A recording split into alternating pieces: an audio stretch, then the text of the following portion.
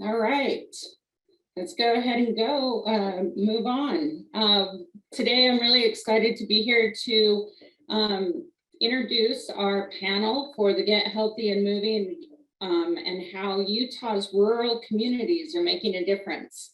I'm Kim Clark with BIA Consulting. I do quite a bit of work with the Move Utah program, and I have a strong passion for working with the rural communities throughout the state. So very excited. We have 3 presentations today. And so I'll introduce each of them. But first, I would like to take a minute to thank all of our sponsors. We really couldn't do this without all of the sponsors, and really appreciate all of the efforts that have gone into this.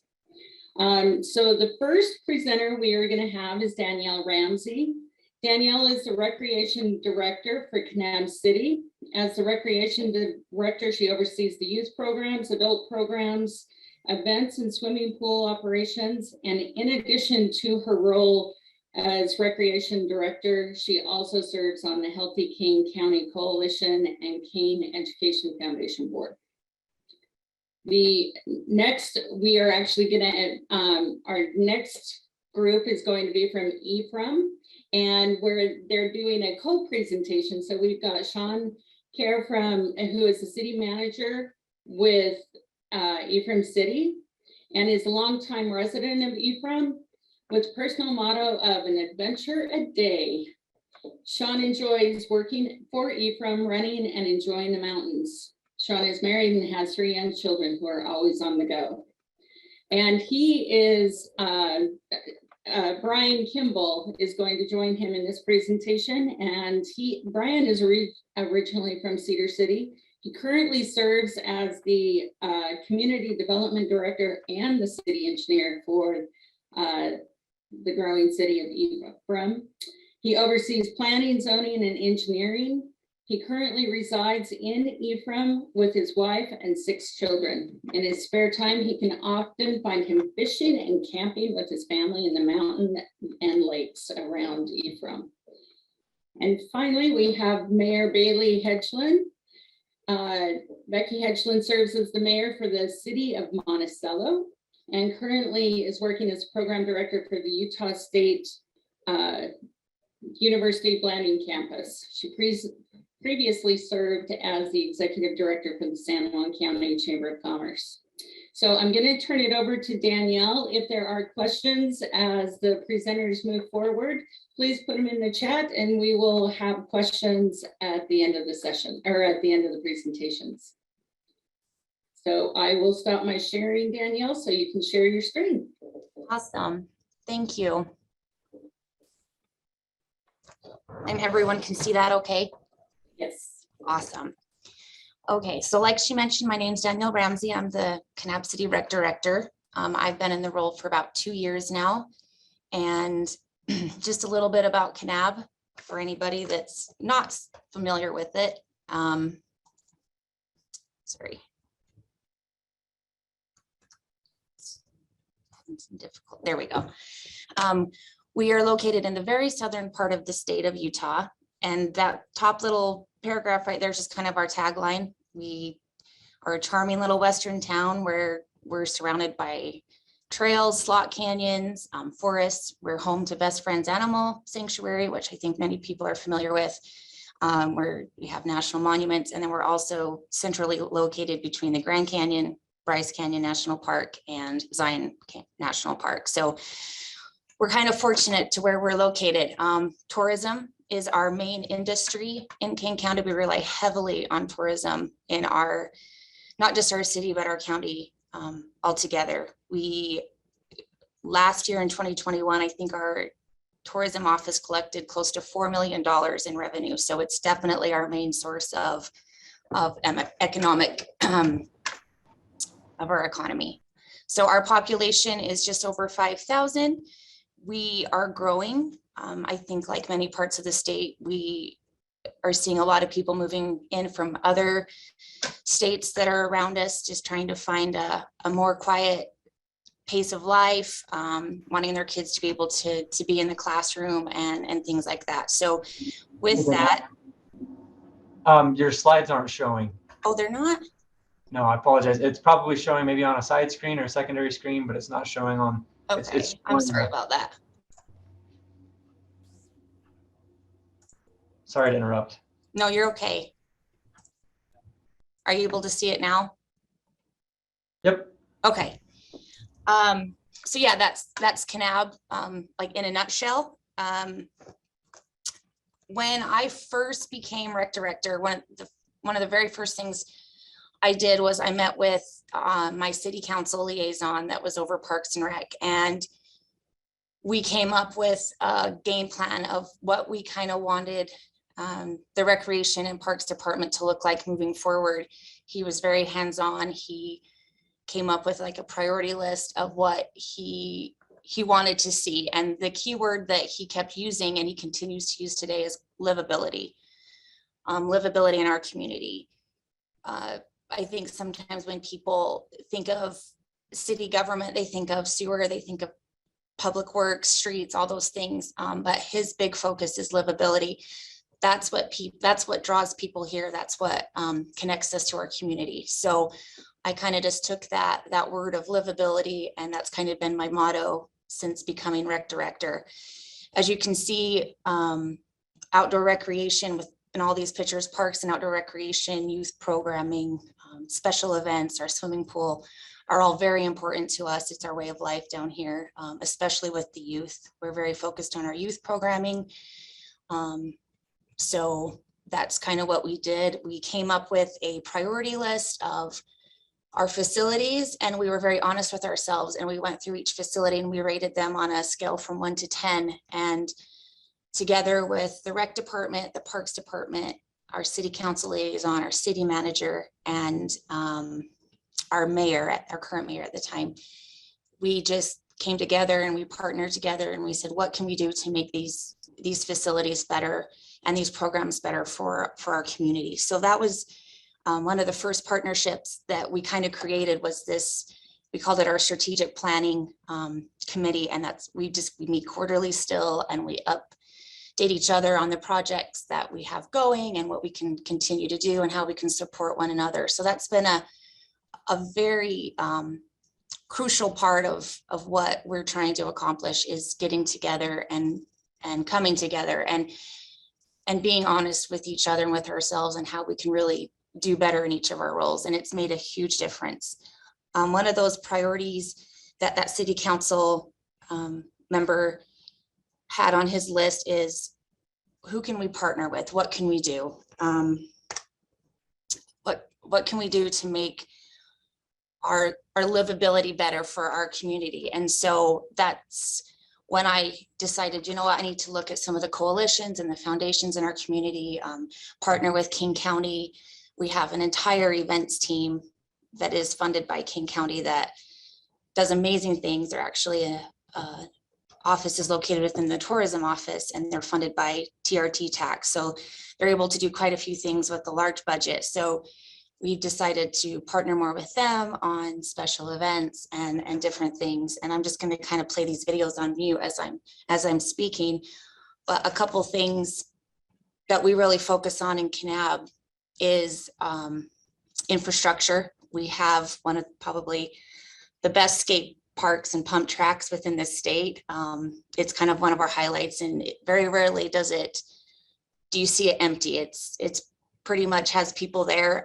This is an older video, but now we have lights. So even well after dark, kids are there until curfew. So it's pretty cool to see. And that was another way that the city partnered with other entities to get the funding, secure the funding to see that project come alive. So that was, it's been really fun to see. We actually, for the first time, hosted an event on that skate park, and it was very well attended this last fall, and it's going to become a new annual event. And then also our swimming pool. It's also a highlight. We see people, obviously our local residents, but we see visitors every summer that want to just come and enjoy this amazing amenity that we have. There's not many swimming pools in the state that have those beautiful red rocks as the background. So we feel pretty fortunate there to be able to have that facility. And then also Another way that we partner with the county and is with our local trails. We really have focused a lot on our trail system. We have a master plan for our trail system that hopefully one day they all will connect with one another. We have multiple trails such as you're seeing in these videos, but we also have a complete paved trail around our Jackson Flat Reservoir. That was a partnership between the county and also our Water Conservancy District. When they completed the reservoir, they decided to put a paved trail all the way around. It's a 3-mile loop. And just recently, this city secured funding and built a connecting trail that will eventually connect to the other trails within our town. So that's kind of our plans there. Trails are an important part of our master plan with the city and also the county, but we could not do it without the partnership, because where we rely so heavily on tourism, we rely a lot on that funding that they get, and then also the Utah Office of Outdoor Recreation and their grant funding. So we rely heavily on that. And then also just with our special events, we partner, like I mentioned, with the county a lot. Some of our big ones are our Kanab 10K, our back to school triathlon. We have a bunch of trail half marathons. We do some baseball and softball tournaments every year, and those are huge, once again, to increase visitation to our area. And a lot of those are in the off season, shoulder season, to help build that tourism. So it's kind of what we've been focusing on. Sorry, there we go. Great things come from partnerships. So when I joined the Cane Education Foundation and the Healthy Cane Coalition, they're both well established. They have great members on them.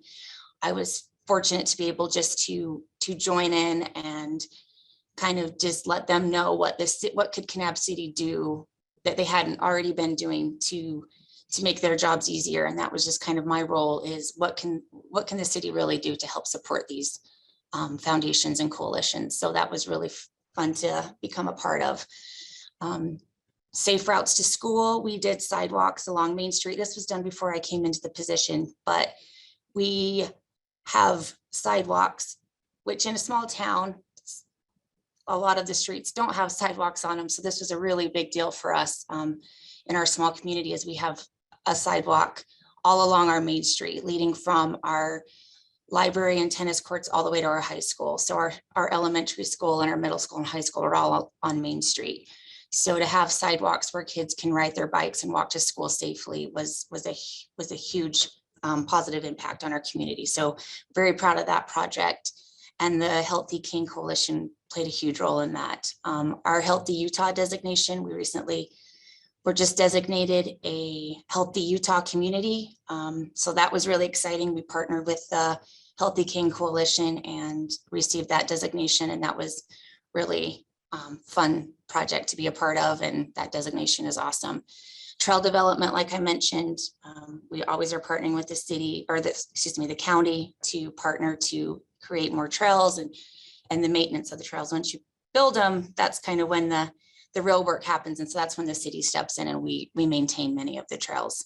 The infrastructure, like I mentioned, Jackson Flat Reservoir is a huge, they just keep building more and more things every year. It's awesome. In addition to that paved trail, they have climbing boulders, they have an outdoor fitness area, they have a sandy beach. It's a really awesome outdoor recreation facility, and we've been able to partner with them on things like that. So that's really cool. Our swimming pool, our parks, our baseball fields, all of those things, we've been able to partner with the county and the school district. Our community events, the city's role in our community events, in addition to what I do in the rec department, the public works department also provides, the cones, the setting up of the street fairs, things like that. And then also our city police are always on board whenever we have community events to help with, security and shutting down the roads for parades and things like that. So really, it just takes everyone working together and partnering together to make these things happen. And it makes Kanab an awesome place. And then also just our programs for our youth and adults. We couldn't make all of our programming happen without partnering with all the different organizations it definitely takes all of us to make it happen. And so we're fortunate to be able to have the people in place to make those things happen. In closing, I just want to say, you know, there's a lot of power and good things that can happen when we partner together.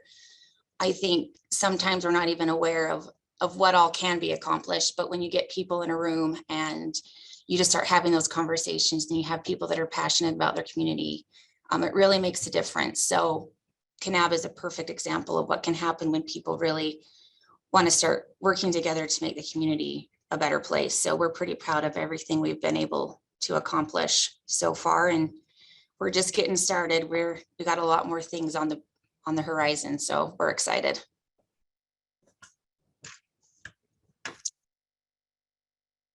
Thank you, Danielle. Let's see, Sean and Brian, are you ready to present share your screen? You bet, we are ready. So we'll go in and select this here.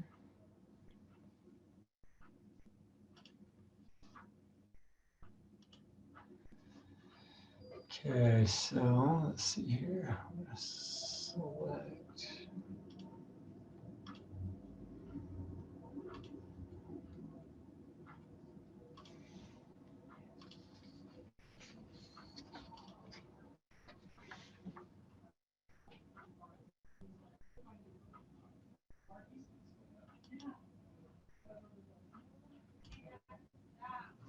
Okay, let's see if this is working here. Switch over to this one. All right, so can you see that okay? Looks great.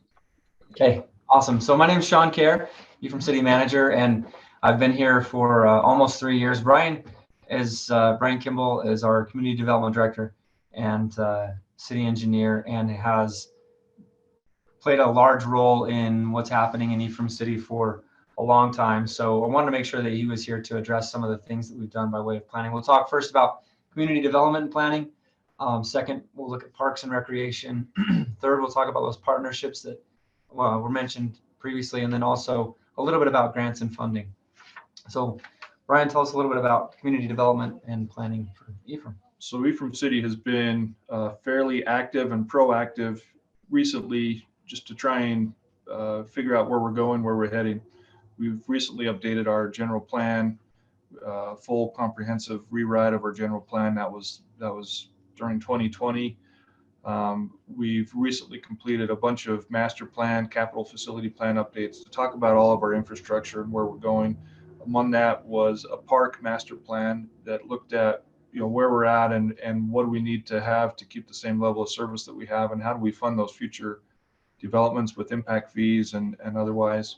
So that was a pretty big deal for us to get those planning documents in place and figure out kind of what the future holds for Ephraim City. Some of the recent projects we've done, we've recently completed a Main Street beautification project and additional sidewalk projects, partnering with UDOT and with city funds and with otherwise. We've added probably close to either replaced or added new over a mile of sidewalk, you know, and some beautification and planter boxes and things like that to make it an inviting place to be for our pedestrians. Another thing that we've done, you know, the picture on your screen here is a picture of our Main Street, replacing the sidewalk both sides of the road there for a good stretch of the town. We've also done, you know, safe routes to school, partnering. You know, we have a new elementary school in town that was not very well situated as far as infrastructure go. We had to run a lot of sidewalk and things like that to be able to do that. So one of the things that is maybe unique for small towns, we feel like, is in our development code, we require sidewalk for all new development. As was mentioned previously, sidewalk is less common in very small and rural towns. Ephraim City had the foresight, you back 20 years ago to start requiring sidewalk for all new development. And so we're the only community in Sanpete County that has sidewalks consistently throughout the city. So that we feel like that's a pretty big deal for us in order to make this place walkable and have a place for pedestrians to feel like they have a safe place to be, so they're not interacting with the traffic on the roads. We're working on a master trail plan. We're working on additional sidewalk projects all over town. We do some funding every year to add sidewalks where it's missing right now. So that's kind of a big deal. And we have some new development in town. We're trying to incorporate some mixed use, some walking elements, pedestrian friendly, some of those elements into the new development. So where we can connect businesses and residences and recreational areas with walking trails. So that's some of the things that we're working on there. Cool. As we look into Ephraim City Parks and Recreation, we hired a recreation director.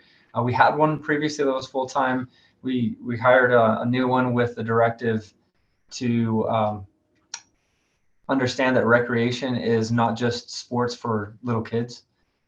That it needs to be for everybody in the community. Everybody needs to recreate, and that we'll have a much better experience if people are healthier, if people are moving around and having a good experience. We also did pull in a full-time, or make the assistant recreation director position a full-time position. So that's allowed us to really increase engagement in the current new programs. We've got soccer, basketball, volleyball, and then we added grass volleyball.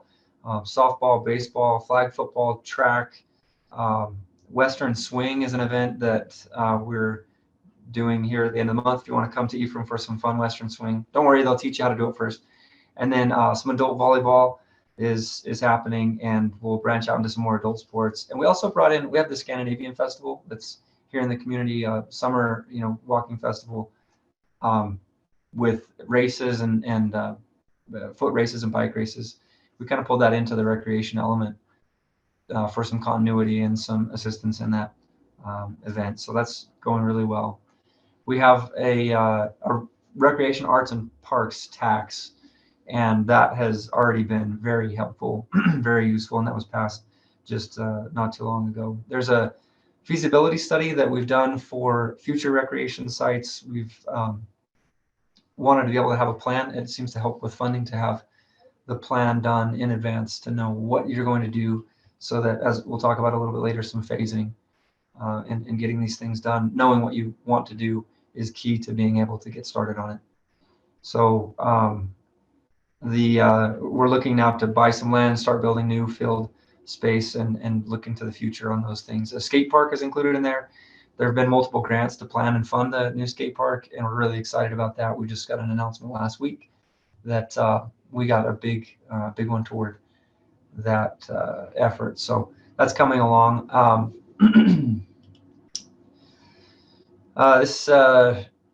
Continuing on here, Pioneer Cemetery. We do have the Pioneer Cemetery. People actually do go walk around in the cemeteries. That's a fairly popular thing to do. I guess it's a quiet space. But we also have the Canyon View Park, which is the probably the most used park we have just for regular recreation. So there's a splash pad. A big deal with that is that it's free admission. And we get people from all over our area here that will come to that splash pad, and then they'll also enjoy the businesses that are in town as well. There's a walking trail that goes around the park. There's currently an Eagle project that completed a bike pump track at that park, and it's a dirt track, and it gets used a lot. It's very popular in that area. We'll be putting in the skate park and continuing that pump track kind of legacy there. There's sand volleyball pits, outdoor amphitheater that seats hundreds, and I would say we probably had a couple thousand there previously. So good numbers. And then we're looking at future outdoor basketball court. There's a sportsplex that we have in partnership with Snow College. That's 5 baseball fields or softball fields, tennis courts. They've now pickleball, you all know. Pickleball is the rage, so that's been striped for pickleball. We do host softball tournaments here in Ephraim, and we have this in this space most often. It's nice because it's used for city sports, but it's also used for club sports as well. At our library park, we're really excited to announce that we've got an all abilities retrofit. So we're taking out the former playground. It's been well used, it's been loved for a long time, and it's time for some new equipment that is a little more inclusive. Having the bark and wood chip stuff is great, except if you're in a wheelchair or except if you're unsteady on your feet. And so those changes we're really excited about. There's not one in our area, and with some some funding from about 3 different grants, it looks like we're going to be able to put that in, and a restroom facility that will be nearby as well to make it a little bit more accessible and usable.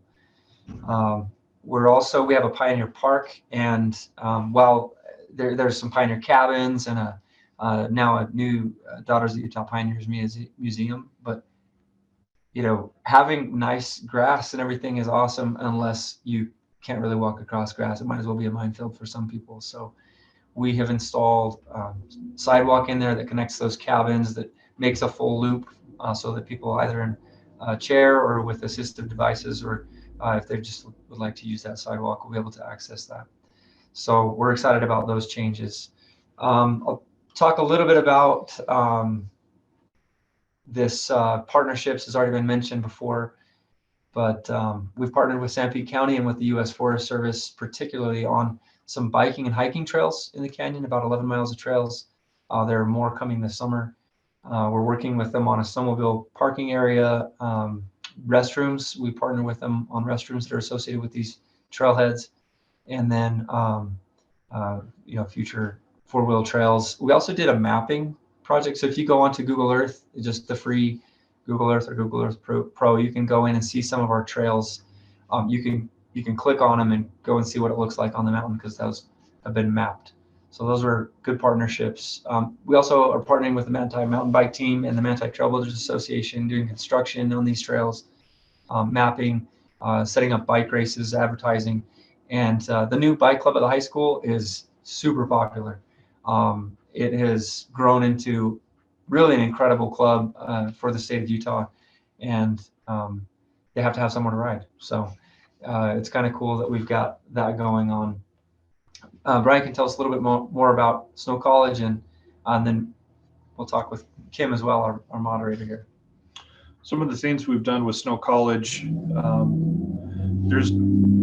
we have a number of partnerships going with Snow College. We've already mentioned, Sportsplex Park and a few other things. Recently, we've been working on a pedestrian safety with the college and with UDOT, trying to figure out how to keep the college kids safe. We've had a few accidents for pedestrians, and we've been working hand in hand to try and come up with ideas and solutions on how to have better pedestrian safety around campus. We have a ropes course up our canyon that sits on city property that the college runs, and so they run a lot of youth groups through there on a ropes course, which has been good.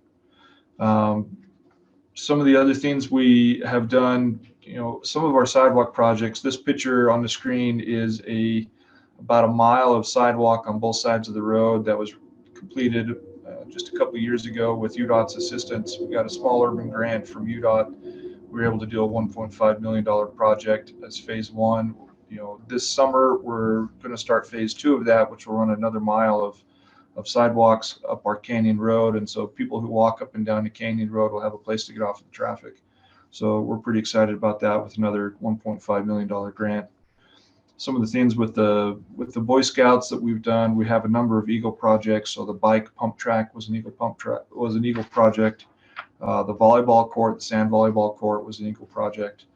So we've had some good, participation and partnership with the Boy Scouts there, and also neighboring communities. So we're trying to get some master plan trails between cities in the county, Ephraim to Manti, Ephraim to Mount Pleasant. See if we can work on some long-term planning to connect the cities with trails.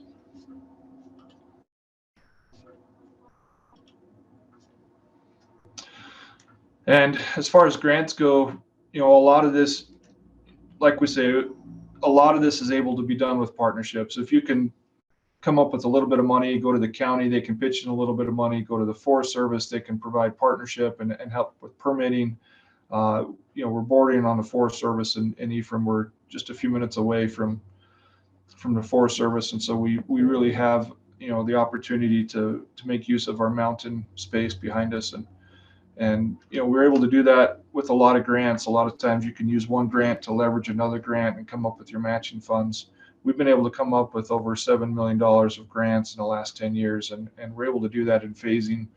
A lot of that comes from having a plan, laying out your phases, and then you say on your grant application you can say this is phase 1 of future 5 phases, and we plan to do this, step it through and eventually build up something that the community can be proud of and a good asset for the community. So I'm really excited about it. So having been a longtime resident of Ephraim and, benefited from it before I even got here as an employee of the city, this thought toward quality of life is huge, and being able to move around your community and feel like you can do it safely is massive. So I think maybe as we get into the question section in another little while here, Kim, who's our moderator, can speak from the perspective of UDOT. I know that you've been involved, Kim, with things that we've had and with these other communities as well.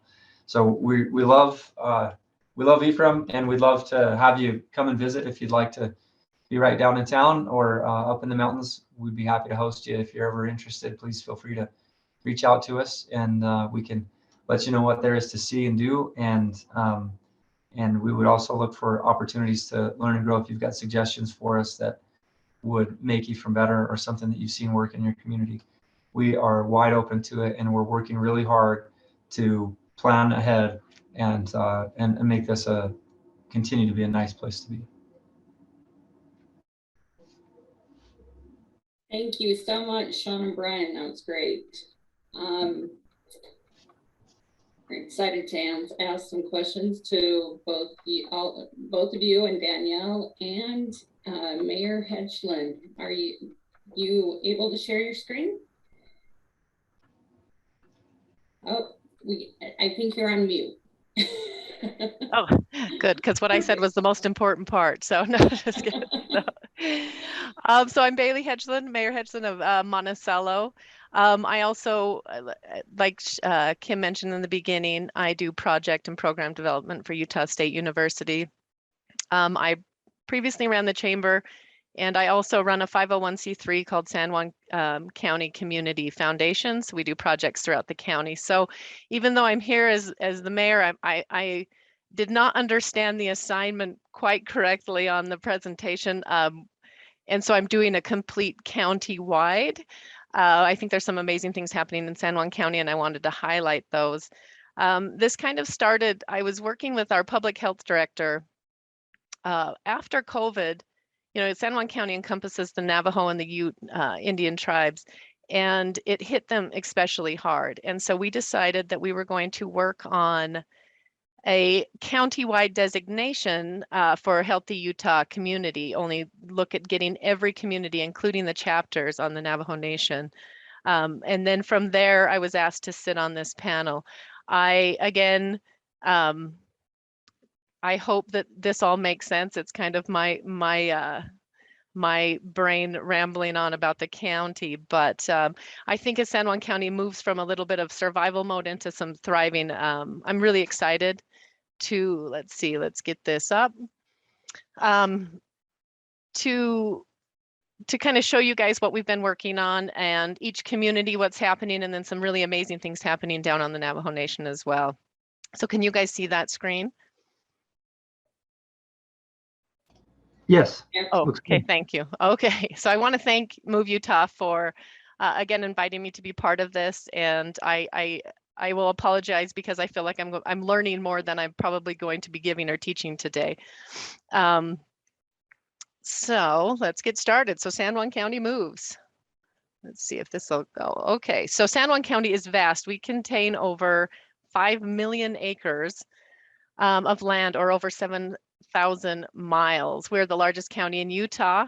Again, I'm just going to do a brief overview of some of the already established outdoor rec opportunities in San Juan County, some upcoming infrastructure programs, and then discuss some of the issues that we're facing and how we're kind of looking at addressing them. Public health data describes San Juan County as being a physically active community, but we also have a very high obesity rate. We're looking at what's causing this contrast. Is it pockets of, the sociological divides, trauma, addictions? How as a county can we be all encompassing to all of our residents? Again, our counties are geographically remote, but they're also vastly different, from the base of the La Salle Mountains to the Red Rock Spires of Monument Valley. San Juan County is home to the Utah Navajo Strip again, and as well as the Indian Tribe in White Mesa. I think most of you have, hopefully, if you haven't come, I'm welcoming you over. In the northern part of the county, we have the Canyonlands National Park. It's Utah's largest national park as well, covering 527 square miles. The park is divided by the Colorado and the Green Rivers, and it has 3 separate districts in there. There are half days, there are full day hikes. It is, if it's somewhere you haven't been, I recommend coming on over. In an attempt to, one of the initiatives with the Healthy Utah Community Designation is to really increase our local residents' use of our own backyard. It's amazing to me how many residents are always surprised what's in their backyard, and once they get out and start seeing it, and really in getting people more active. This is a picture of the Indian Creek. It's a mecca of crack climbing, also Valley of the Gods, Mexican Comb Ridge. Each area offers climbs of varying degrees of difficulty. Some climbs are close to some sites that you can actually see some ruins. The county and the state have done a fantastic job of marketing these gems. Again, we're trying to get our residents and also Utah residents to know what's in their own backyard. And then Monticello, of course, of which I'm partial to, we sit at the base of the Abajo Mountains. We have finished up in 2019. It's the upper and lower Lariat Trail. It's a non-motorized trail system. It's perfect for mountain biking. Most of our residents walk or hike, and then the winter snowshoeing. There are 16 sections totaling about 15 miles of trails from beginner, and there are some intermediate sections. Monticello, we're currently installing some solar panels on our indoor pool with an end goal of having a year round. One of the issues of keeping communities active is the seasonality of locations like Monticello. We sit at 7,000 feet, so sometimes outdoor rec isn't possible. And so working on indoor opportunities for our communities as well. And then we're also pursuing some funding for infrastructure around Lloyd's Lake, which is that beautiful picture you see there. Just south of us is Blanding. They're currently working with Blue Line Designs on a master outdoor rec plan. It will address youth rec leagues, trail systems, and improve their parks. They've also received funding for pickleball, which I guess I'm going to have to play because it seems like that is becoming very popular. On the Visit Blanding website, you can find 12 day trips from Blanding that include Utah's first national monument, the natural bridges, and also the House on Fire ruins in the Bears Ears National Park. And then Bluff, our newest incorporated city in San Juan County, they just received the Historic Preservation Association. They received a grant for the Bluff River Trail. It'll be a 10.5-mile publicly accessible, non-motorized hiking, bicycling, and horseback riding trail system that begins in Sand Island Campground and through Bluff City. And then further south, once we hit past the river down onto the Navajo Nation, I wanted to really highlight a program that it's called Navajo Yes. Okay, so Navajo Yes is a nonprofit. They put on Navajo Parks race series, the Dene Bike Project, the Tour de Res events. They also have a Trails Initiative, and then their youth adventures. They serve the Navajo Nation through their motto, empowering our youth with an active lifestyle. The Dene Bike Project restores and donates bikes to schools and to kids throughout the Navajo Nation at a rate of about 200 to 400 per year. It's not an actual give, they trade. The children pledge to do something in the community or for their family for the bike. The Navajo Trails Task Force is a grassroots group of passionate trail advocates on the Navajo Nation and neighboring communities. They are committed to developing and restoring and promoting trails. The task force provides support for communities, chapters, and parks. They recently held their Navajo Trails and Outdoor Rec Conference. It was held on the 16th and 17th of February. It was virtual, and next year I would recommend anybody who's interested in any of that to attend. It was amazing. We've been working towards expanding trail systems in the Monument Valley and Halchita areas, which is proving quite challenging as we expand these trails. So one of the things that I kind of wanted to just discuss and then open it up, because I don't believe in reinventing any wheels. The reservation land isn't public, but there's no such thing as private ground either. There is historic use of areas such as trails and grazing areas. The current system of getting a new trail designated can end with the veto power of the current land user. So working on that system to start with the current land user before the archaeological clearances happen is one issue that we're working on. The surface user consent happens within the local chapters. So when we're looking at constructing new trails and infrastructure on the nation, the process is a little bit daunting. A few solutions that we're looking at implementing are using existing roads, routes, and horse trails. Simple additions to these trails like shade structures, some signage, picnic tables, exercise stations, can make an old horse trail into a hiking or biking path. Monument Valley will be getting a new Utah State University campus here in 2024. And with this new campus, the discussions of additions of walking trails connecting to existing paths are already beginning. I love the message of partnerships from Sean and Danielle's presentation, as nothing really happens without such meetings of the minds. Other issues in creating new trail systems and infrastructure and programs, we as the city of Monticello have run into our maintenance. After the initial grant and completion of the mill site trails, for instance, our small recreation department of one is finding it very difficult to keep up on trail maintenance. So we're fielding a lot of complaints from our citizens. So even with seasonal assistance, the city struggles with funding and manpower to maintain what was created. The San Juan County Economic Development Office would like to pursue a 100-mile bike trail beginning in Monticello and ending in Monument Valley. They've requested the city chip in for some funding for a feasibility study. And while this trail would be an amazing addition, the initial funding and maintenance concerns are looming for us as a small municipality. Another such concern for us surrounds waste management. Monticello is more of a pass-through. We hate to say that, but we know it's the truth between Moab and Monument Valley. While we're open and welcoming to our visitors, the state and the county spend millions attracting people to our great state for outdoor rec. But small municipalities such as Monticello struggle with the impact these visitors are bringing to our aging and underfunded infrastructure. And how are we able to get to the table to address some of these issues as far as waste management? Our landfill rates are going up as fuel goes up and things. How are we mitigating those impacts? We are looking at beginning a regional mayoral meeting. Our first one will be held at the end of March, and we're hoping to increase awareness of issues that each of us are facing, because again, I don't think that anything that we're facing is necessarily unique and somebody else has already been through it. And how do we open up these lines of communication so that we can get the resources and some knowledge for ourselves to get past them. That's kind of my whole presentation. I wish you guys could have seen the video because it was really good.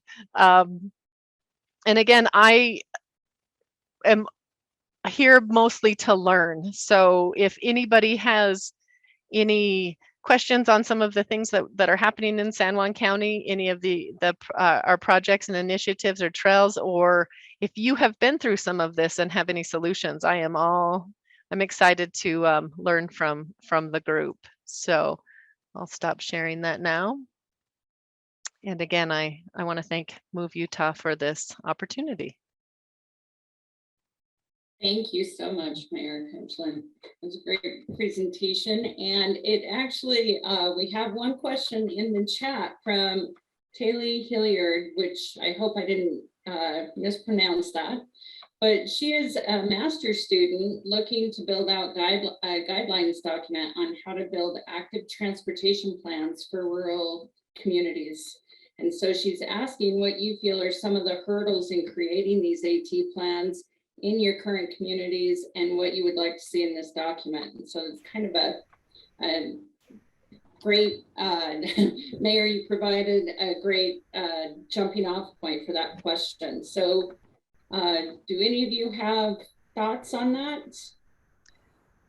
I would just like to put in just the mitigation, or just to take into consideration the impact of new infrastructure and new programs and projects, kind of a little bit longer term view of who's the ownership and the maintenance on those. I would echo that. That's so smart, because it's one thing to get it in place, but then to maintain it for decades after, there's a lot of effort that goes into that. It's part of that planning process that really needs to be in there. Great, Danielle. I'll just echo exactly what they say. And I will add, like in Kanab, some of the obstacles that we faced when doing trails, especially closer to the city, within city limits, is just property ownership. Some of it's owned by the city, some of it's owned by private ownership, some of it's county. So kind of getting past those barriers sometimes can be difficult, because what you might want to see happen, sometimes you have to be flexible and think outside the box and how you can connect all those things together, just because of ownership of land. So that's another thing to consider as well. Great points, thank you. One of the other things, it's great to hear about the successes, and I know some of you talked a little bit about challenges, but in bringing these diverse groups together and different ways of thinking, what are some of the challenges that you have encountered and overcome to move into your successes, or that you're currently experiencing? So I think perspective, I've got a bit, and then I'm sure Brian has too here. Perspective plays a big role in it, because if somebody from their seat can't see the benefit of that sidewalk, or they cannot see that that trail is going to be helpful to them or something, their perspective, they're just not seeing it.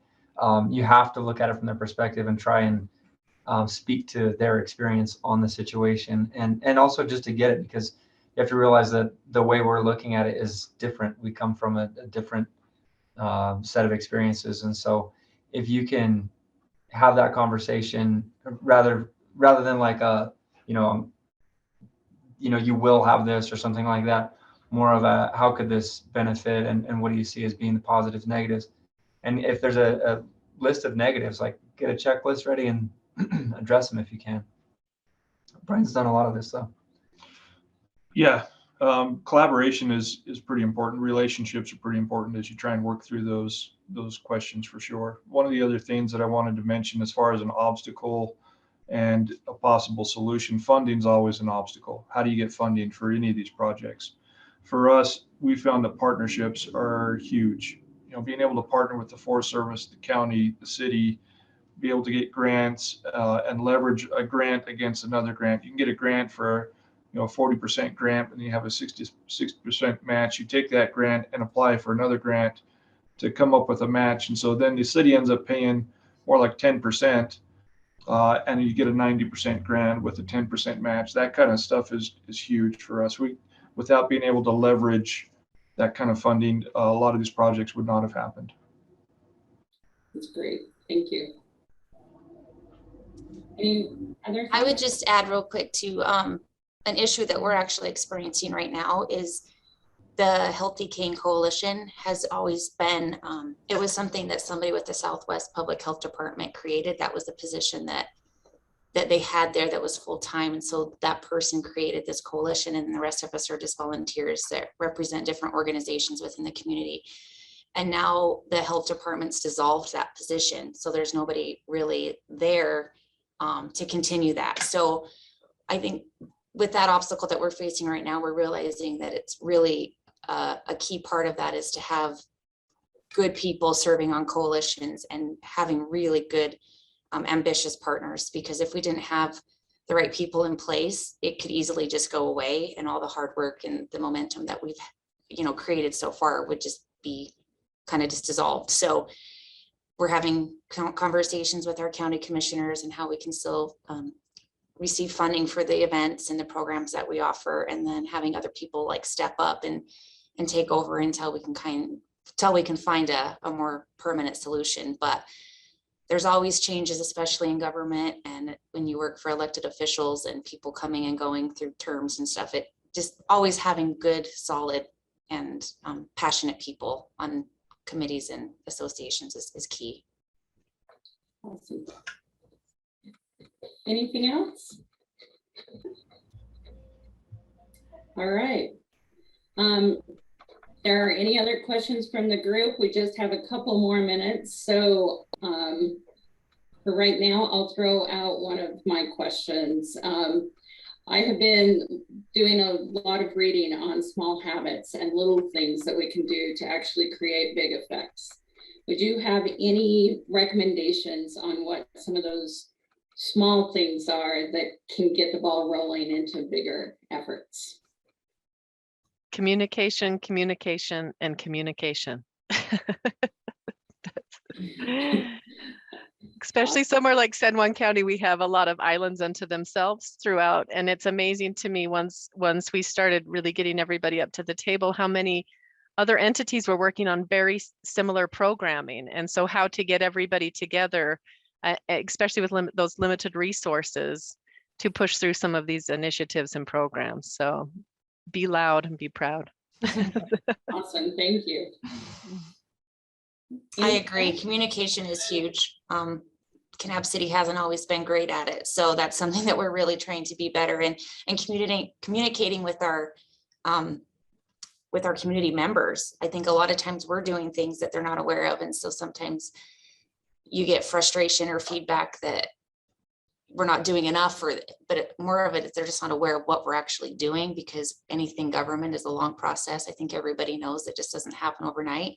So also communicating with those that live within your communities is a big deal too. Just being open and transparent as well.